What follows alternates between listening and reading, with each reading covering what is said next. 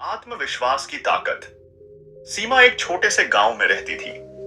उसका सपना था कि वह डॉक्टर बने और समाज की सेवा करे, लेकिन उसके रास्ते में कई चुनौतियां थीं।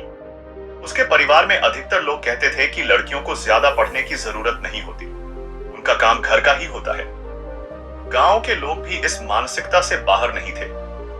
जब भी सीमा किसी नए विषय के बारे में बात करती, तो लोग हंसते और कहते, तुम लड़की हो, तुम्हें क्या पढ़ाई की जरूरत है। इन बातों ने सीमा को दुखी किया, लेकिन उसने कभी हार नहीं मानी। उसने तय किया कि वह इस समाज की सोच को बदल कर दिखाएगी। आत्मविश्वास से भरपूर सीमा ने पढ़ाई में और भी ज्यादा मेहनत करना शुरू कर दिया।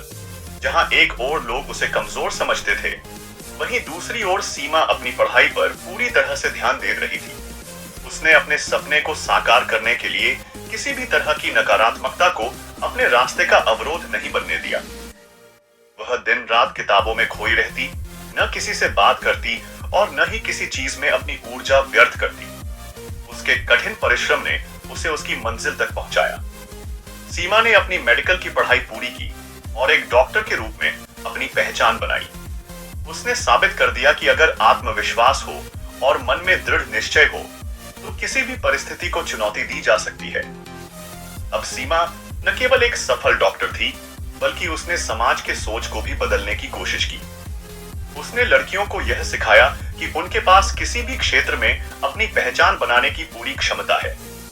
उसने अपने काम के माध्यम से यह दिखाया कि किसी भी क्षेत्र में महिलाएं अपने आत्मविश्वास और मेहनत से किसी भी पुरुष से कम नहीं होती। सीमा की कहानी आज भी कई लड़कियों के लिए प्रेरणा का स्रोत है। वह यह साबित करती है कि आत्मविश्वास और संघर्ष से कोई भी मंजिल प्राप्त की जा सकती है। उसकी मेहनत ने यह सिद्ध कर दिया कि अगर इंसान अपनी दिशा तय कर ले, तो वह किसी भी सामाजिक बंधन को तोड़कर अपनी राह बना सकता है।